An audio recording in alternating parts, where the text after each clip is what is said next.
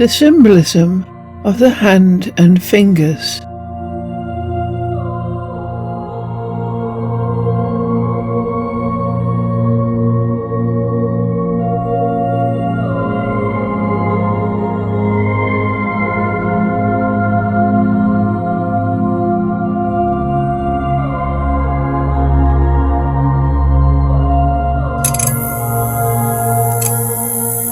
Hands are an immensely versatile part of our anatomy.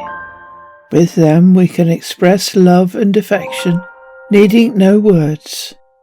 We can indicate that something is in order. The pointing Uncle Sam is an example of strong, non-verbal communication. But by using a smiling face, we can indicate the message is not aggressive or threatening. And we can indicate that something is good, almost worldwide, by using the thumbs up sign. And not good by using the thumbs down sign. Sign language constitutes a fully developed linguistic system, recognizable to the deaf.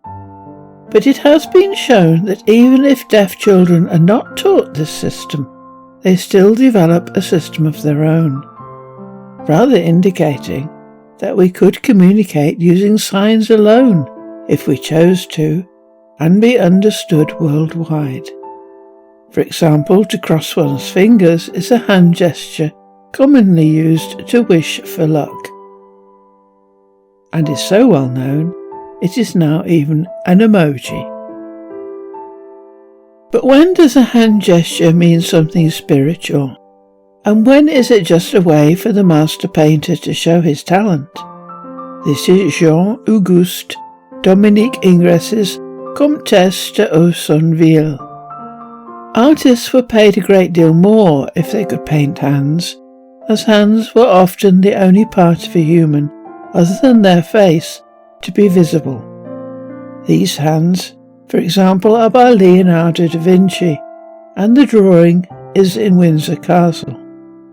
There were even artists whose only job was to paint hands, because it was such a difficult job. So lest we forget, hand gestures in portraits, statues, paintings, and other works of art have been one of the most effective ways of conveying secrets, codes, and messages. And this painting is by Hans Holbein and is in the National Gallery, London. Is it a code, or just the artist demonstrating his skill?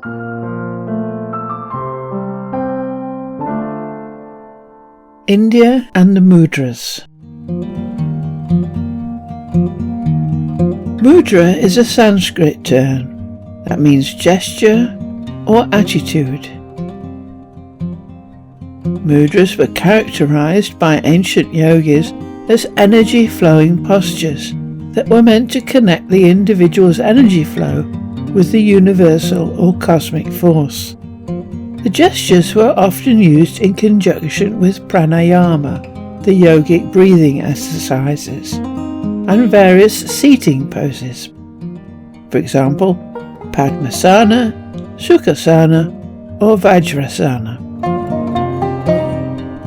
The mudras are intended to stimulate different parts of the body involved with breathing. And by using them, the flow of energy in the body can be regulated and used for self-healing, but also many spiritual practices.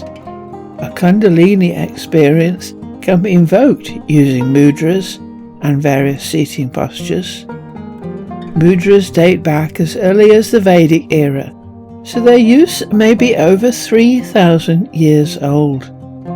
But they are found in Buddhism, Egyptian hieroglyphics, Tantric rituals, Asian martial arts, Taoism and the Japanese system, and in other mystic systems, such as Christian mysticism.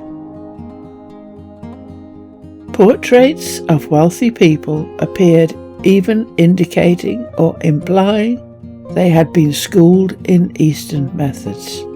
whether they had or hadn't, until in many Christian portraits, symbols lost their mystic meaning altogether. For example, Laura Battiferri, a poet in the 1500s, was devoutly religious, but her portrait reflects her religious, not spiritual convictions. But there were those, for example, in the Gnostic movement and Freemasonry, who secretly preserved the techniques and hand positions, and this painting by Lucien Lévy-Dermer sums this up because it is called Le Silence, keep it a secret. And it is these secret rituals and practices, knowledge of which was given only to initiates, and this is the Ushas Mudra, that created the hand signals that bemuse so many today. And this is the Naga Mudra. Let us now look at some examples.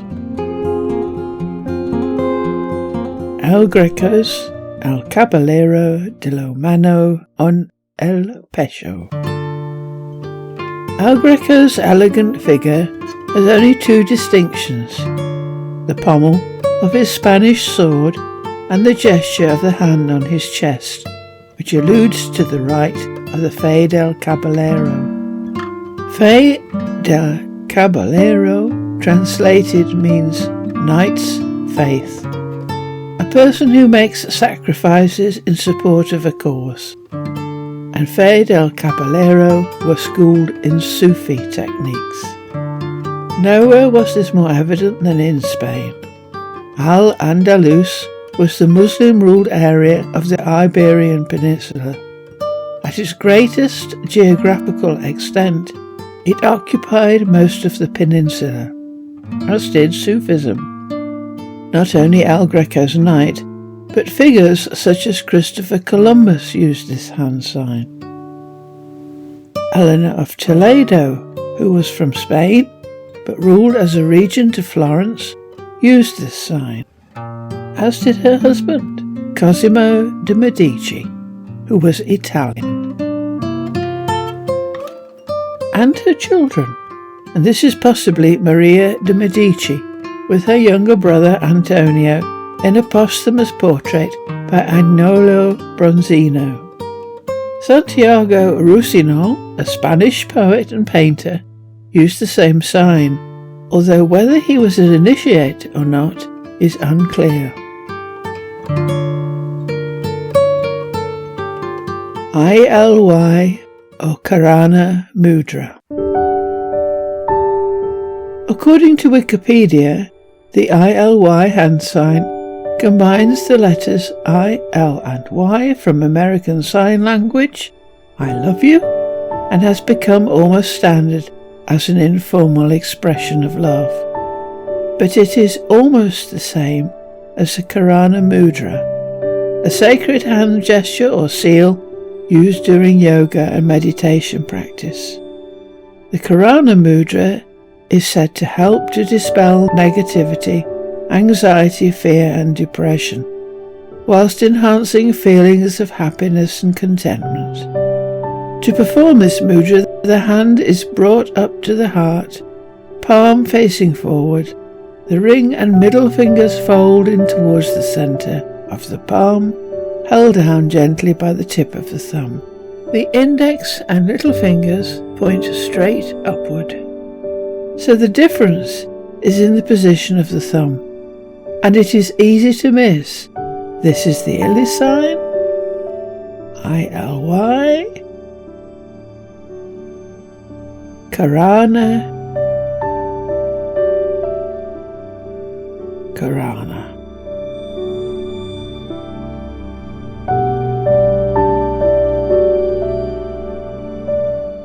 Stop, or Abhaya Mudra. We have all seen the mundane stop hand signal, a raised arm with the palm of the hand facing away from you. But Abhaya Mudra is symbolic of safety, protection, peace and reassurance, and can be called upon during challenging times. Abhaya Mudra is performed with the right hand held upright at shoulder height, palm open and facing forwards, although it can be lower.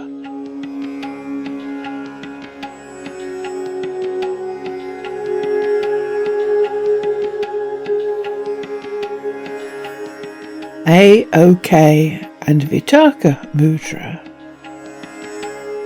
In mundane use, this sign means A-OK.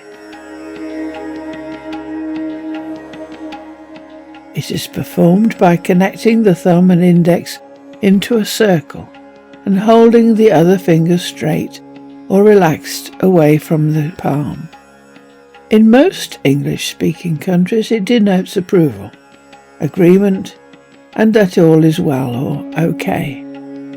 The Vitaka Mudra is a similar signal. And the hand is upright, as is the Gallagher Mudra, but the hand and fingers are horizontal. On the other hand, the Chinmaya Mudra uses closed fingers, not open ones. And the Abhaya Mudra does not have the tips of the index finger and thumb touching, but the finger joint, as does the Jhana Mudra. And here we will stop, because whereas the mundane signal simply means in most countries I'm okay, and was probably derived from all the mudras, every mudra has a meaning and a purpose. And since these are all believed to be acupressure points, it should be clear that we should use this sign with care.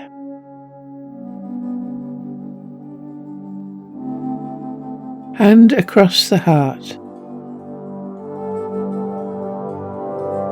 There is a belief that the heart, the cardiac plexus, as well as the Anahata chakra, are very vulnerable to psychic attack. But by laying one's arm across the chest, with a hand placed on your heart, you place a barrier across these three vulnerable areas. The symbol was well known in Freemasonry, and many leaders are shown, as in the painting of Napoleon, protecting themselves or appearing to. The gesture is intended to show that they knew such attacks were possible, but also knew what to do to protect themselves.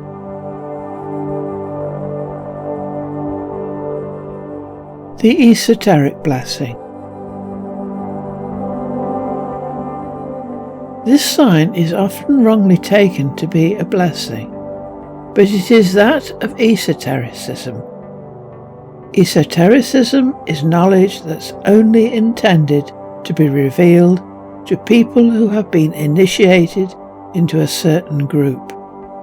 At one time it meant those on the spiritual path, but these days it may also mean a religion or cult. In other words, the Hierophant makes the decision on whether people are fit to be told the secrets his religion claims to possess.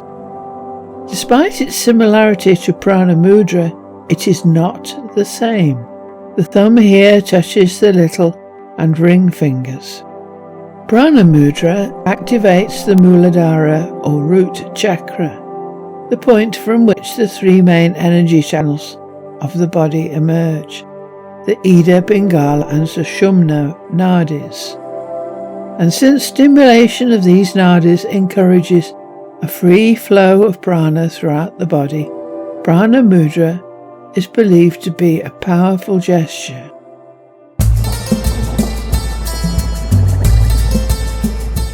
The Koan. The Koanic or priestly blessing is a gesture of benediction in Judaism. It is used especially by those of Kohanic or priestly descent when reciting the priestly blessing. Number 6, 22 to 26. This is a stone tablet from the grave of Rabbi Meshulam Cohen.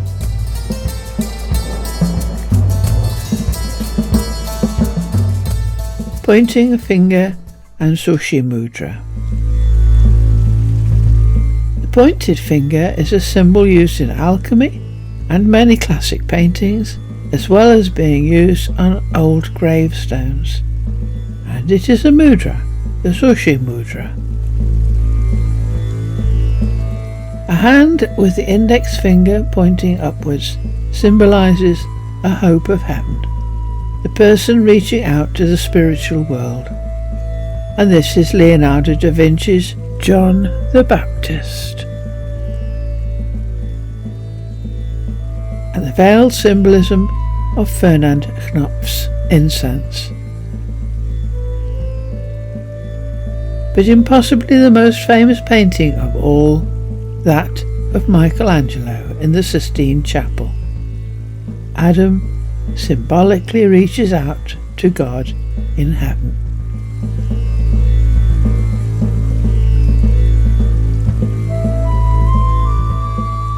Namaste, Anjali Mudra and Prayer.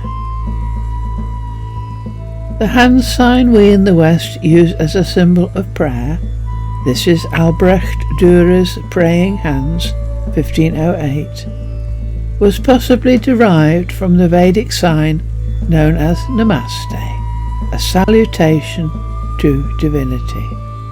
In turn, Anjali Mudra is a part of Indian classical dance postures such as Bharatanatyam, yoga practice, and forms part of the greeting Namaste. As a mudra, however, it also has a purpose. By touching the palms and nerve endings, one achieves balance in the energy flows. A little like completing a circuit, one becomes whole.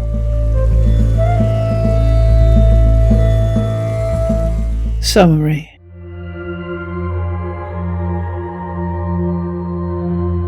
May you be victorious in your search for peace.